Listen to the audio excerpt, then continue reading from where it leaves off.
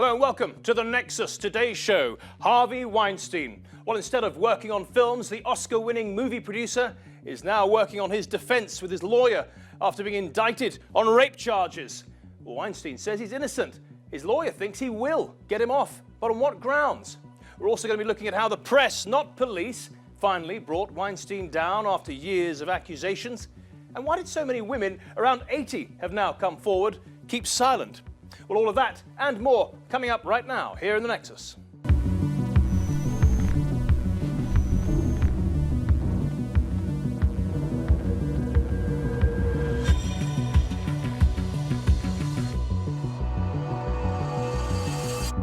Hello, I'm Matthew Moore, and today in the Nexus we're looking at the disgraced movie producer Harvey Weinstein, who's currently out on bail, now indicted on charges of rape. His lawyer's confident he'll walk free, our panel's not so sure. The actor, Jumaan Short, worked on a Weinstein movie, and she says she had her own encounter with the producer. In New York, we have Vinoo Varghese. He's a former prosecutor, and he's there to give us the legal aspect on this. And finally, our own investigative reporter, Baig. He joins us here in London. So now we're all together. Let's watch our first report on Harvey Weinstein's fall from grace. I'm telling you right now. What do we have to do here? Nothing. I'm going to take a shower. You sit there and have a drink. I Now know. you're embarrassing me. I'm sorry. I No, cannot. come in No, here. yesterday was a kind of aggressive for I me. know. I need to know a person to I be won't touched. do a thing. I don't Sit know, with me, but I I don't promise. want to. Please sit there. Please. 1 minute. No, I I ask can't. you. Go to the bathroom. Please, I don't want to do something I don't want to. If you embarrass me in this hotel, I'm not I'll stay. embarrassing you. It's just that I don't feel comfortable. I'm a famous guy. I'm feeling very uncomfortable right Please now. come in now. 5 minutes. Don't ruin your friendship with me for 5 minutes. He was previously one of the most powerful men in Hollywood. Now, Harvey Weinstein faces serious charges. The former Hollywood executive was charged Friday morning with rape and other sex crimes. He turned himself into police and smiled as he was led to court in handcuffs. Mr. Weinstein will enter a plea of not guilty. He has vehemently denied any of the allegations which suggest that he engaged in non-consensual sexual activity. Your Honor, the defendant is before the court charged with 2 violent B felonies for 2 separate forceful sexual assaults against 2 different women. This defendant used his position, money, and power to lure young women into situations where he was able to violate them sexually. Well, let's go straight to the former prosecutor, Vinoo Varghese. Vinoo, just for our viewers who don't have a legal background, on Friday he was charged, on Wednesday evening he was indicted. This case is moving forward then? Yeah, it is a basic procedural hurdle that the prosecutors need to clear. It's a very easy one. It's just a piece of paper as an indictment. Vinoo, let's go through Weinstein's lawyer's statement, why he wants to have this case dismissed. Let's listen to the first one now, where he's talking about constitutionally flawed. Let's have a listen. We intend to move very quickly to dismiss these charges. We believe that they are constitutionally flawed.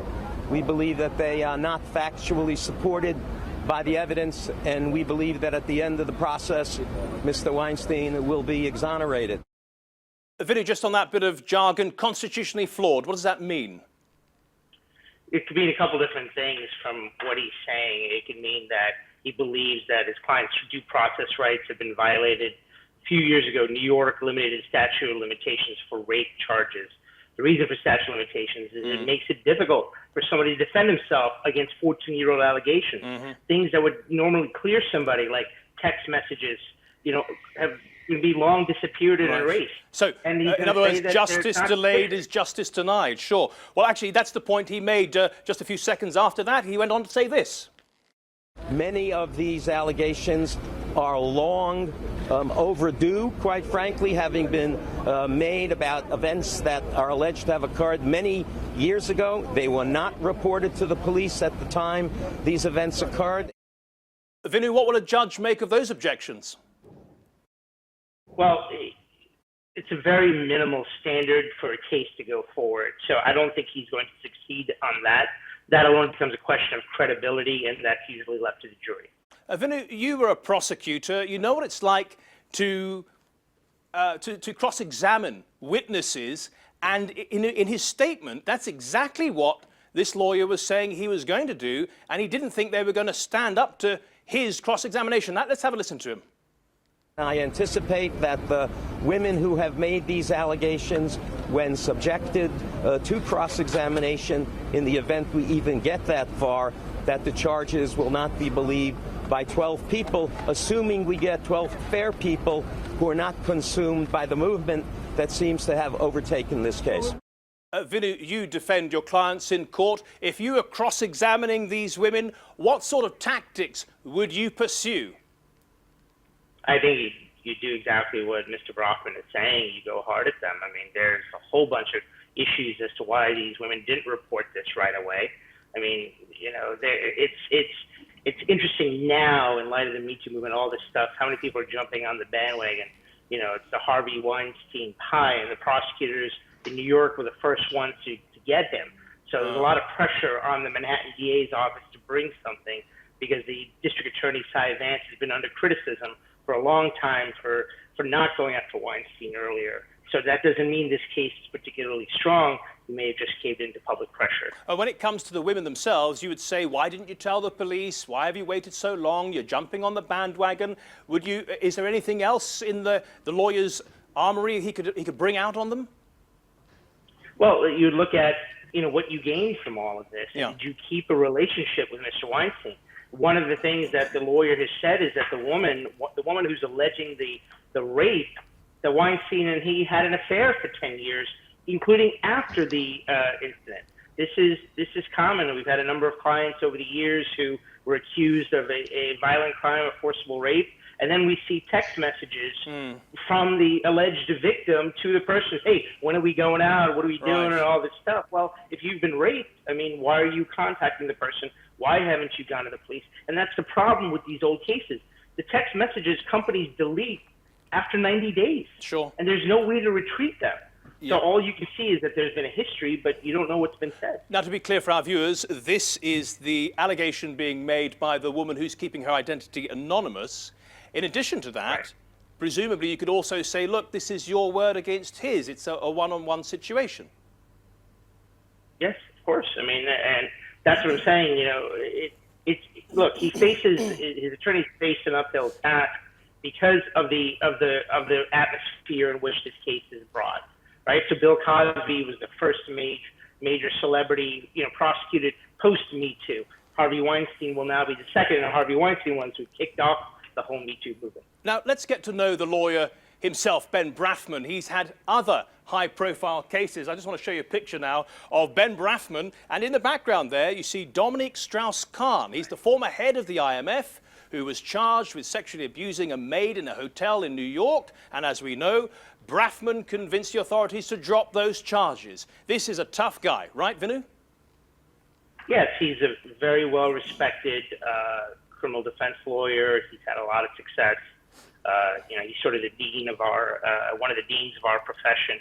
You know, so I have a lot of respect. You know, for there's him. one more objection I want to ask you about, Vinoo, which is that he said, Brafman, the lawyer, has said it's going to be very hard for Harvey Weinstein to get a fair trial when in the court of public opinion he's already been found guilty. And if you look across mainstream media and the satire, I want to play you a clip now from Saturday Night Live. Well, he perhaps has a point. Have a listen to this. Weinstein, who's been accused of multiple counts of sexual assault, is reportedly going to Europe for sex rehab. Somehow, I don't think that's going to help anybody. He doesn't need sex rehab. He needs a specialized facility where there are no women, no contact with the outside world, metal bars, and it's a prison. Vinoo, I find it extraordinary here that a man who has not had his day in court yet, usually you enjoy the innocent till proven guilty. But here, they're moving ahead of the courts. That's typical, though. I mean, look, the presumption of innocence is a very nice theory. In theory, it's nice, right? Sure. Everyone's presumed innocent, but it isn't true. He's already been found guilty in the court of public opinion. And the challenge for his lawyers is to try to weed out, once it gets to trial, weed out jurors who are going to keep an open mind. I think it'll be extremely difficult. And you take that a step further, it's going to be difficult to find a judge who's not going to be influenced by the court of opinion, because that judge is going to want to make statements that, he's the one who sentenced Harvey Weinstein to 25 years, which is what he's facing in this case. But ultimately, just really quickly, do you think the trial will go ahead? And if you can, what would you anticipate the verdict to be? It's way too early to tell. I'm not going to sit here and predict. I will say this, Harvey Weinstein has deep pockets, and that's going to allow his lawyers to employ investigators to get things that happened, for example, in Strauss-Kahn's case, which wasn't so much Brofman as it was the prosecutors doing some due diligence, which they couldn't do because they had to arrest him quickly before he went back to France. And they were able to find phone records between the maid and her boyfriend, who was in jail, and talking about how much money they were going to make off this case. Thank you, Vinoo. Well, now, before we move on to how the press broke this story, just think for a minute what a Hollywood giant they were taking on. Here's why he was such a powerful figure in Hollywood.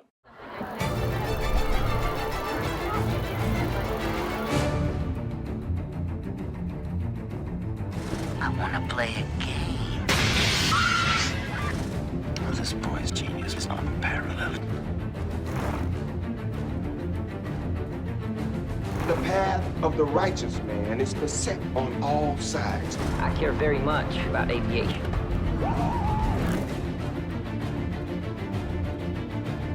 Thousands of people could have died. Thousands of people did die. I'll have poetry in my life, and adventure, and love. The world will break your heart 10 ways to Sunday, that's guaranteed. Listen to me! Why should I waste my time listening? Because I have a voice! Harvey Weinstein is expelled by the Motion Picture Academy. They're responsible for the Oscars. Well, no question he was Hollywood royalty, but how the mighty have fallen. Look at this video of him being slapped in a restaurant earlier this year. No one seems to even care. Don't do that, man. Don't do that. Don't do that, man. Don't do that. Well, as we've now heard, Harvey Weinstein is charged with rape and criminal sex acts relating to 2 women. He's now firmly in the hands of the police and the judicial system. But it was the press, not the cops, who, working with some of Weinstein's alleged victims, dealt the first blow against this Hollywood giant. It was the press that broke the story of Harvey Weinstein in October last year. The New York Times and then The New Yorker printing damning allegations from over a dozen women. At that time, few people outside the industry had even heard of Weinstein, his accusers far more famous than he. But that all changed thanks to 3 investigative journalists in New York. The New York Times' Megan Twohey and Joda Kantor, and a couple of blocks away at The New Yorker, Ronan Farrow, the son of Mia Farrow and the Hollywood director Woody Allen. All 3 journalists dedicated months to their respective investigations, interviewing dozens of alleged victims and poring over revealing emails and letters like this one from a Weinstein assistant to Weinstein Company executives. I am a professional and have tried to be professional. I am not treated that way, however. I am sexualized and diminished. There is a toxic environment for women at this company. It was a triumph for these journalists over one of the most powerful men in Hollywood, and they were richly rewarded with the industry's greatest accolade, the Pulitzer Prize. But why didn't the alleged victims go to the police? One did. Italian model Ambra Battagliano Gutierrez. In 2015, she told New York police that Weinstein had groped her. They gave her a wire to wear at their next meeting. Yesterday you touched my breast. Oh, please, I'm sorry. Just come on. I'm used to that. But are you used to that? Yes, come in. No, but I'm not used to that. But even after this admission was caught on tape, police didn't prosecute, reportedly because they thought they couldn't get a serious charge to stick. On this story, then, the press did better than the police, but even the press could have moved sooner. The New York Times had a chance to break the story back in 2004, but the journalist working the story, Sharon Waxman, claims that Matt Damon and Russell Crowe called her to tell her to back off their Hollywood buddy. pressure also came from Weinstein's Miramax Film Company, a major advertiser with the paper. And Weinstein found other ways to influence journalists, establishing his own Hollywood gossip magazine, Talk, and inviting journalists to lavish parties where they could mingle with actors and supermodels. So while some journalists were working hard to expose Weinstein, others were intoxicated by his power. So let's go to Asad Baig now. Asad, you've conducted a few investigative reports in your time. Why was this one worth a Pulitzer? That's because they managed to take down one of the most powerful men in Hollywood. And they didn't just take him down. They comprehensively looked into this, got many victims to come forward and go on their record. And sometimes that's one of the most difficult things to do, is to get them to go on their record. But then they corroborated those accounts. They made sure that they were where they said they were. They made sure that they had memos. They made sure they had the voice recordings, the secret recording from the police. So they kind of did this extensive investigation that took months and months, and ultimately took this guy down. You know, as I say, you've done your own reports like this. It takes a lot of hard work and dedication, right? Yes, it does, and you have to convince editors, you have to convince the bosses that this is going to take time, that they're going to give you the resources. Yeah, it takes a lot of money. One of the investigations in New Yorker took 10 months. That's a lot of money. Yeah. Is it true that, as we heard in that report, that Weinstein had other journalists, a whole swathe of them, in his pocket? Yeah, just like, you know, the governments and establishments, sometimes journalists are dependent on establishment sources, press conference. Weinstein had something very similar. He invited these journalists to their parties, he employed a lot of them, and sometimes gave them stories about stars. And in that way, some of those journalists were far too close to Weinstein. You know, if you go to Hollywood and you see the awards ceremony there that is actually put together by the Hollywood Foreign Press Association, what on earth were they doing all this time?